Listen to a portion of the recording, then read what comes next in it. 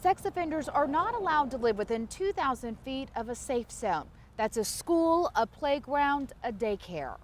Farther than 6 football fields. But I found a sex offender living only a block and a half away from Springdale Elementary School in North Tulsa. He's living in a safe zone. You know you live too close to a school. Right. He's one of more than 100 sex offenders in Tulsa who have not checked in with police. These kids don't need to worry about me. My neighbors don't need to worry about me. I'm not a child molester and I'm not a rapist. I'm not a flasher, I'm not a peeping Tom. He agreed to talk to me but did not want to be identified. He's a level 1 sex offender, a lesser offense. You see, 9 years ago, police caught him exposing himself to an undercover officer.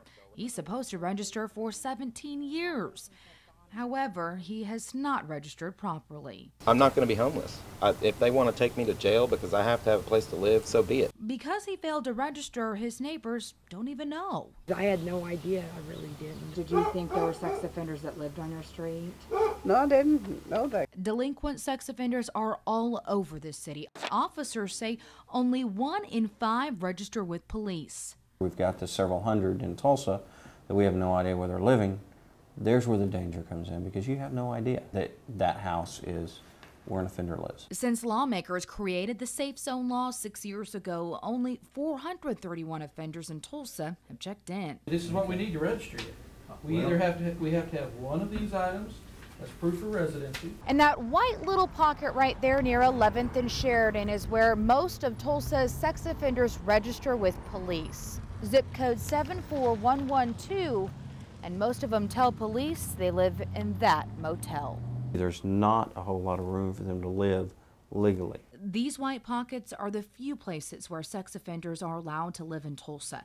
You see, the blue, red, and green dots represent parks, schools, and daycares. I know they have to go somewhere, but you know, they don't need to be around these children. We have to rely on citizens to tell us when a sex offender is living in an area that they're not supposed to. We try to find out who's in the neighborhood and who's around the school. Sex offenders also can't live near parks. Well, I downloaded this app, Life 360, and it tracks sex offenders for me.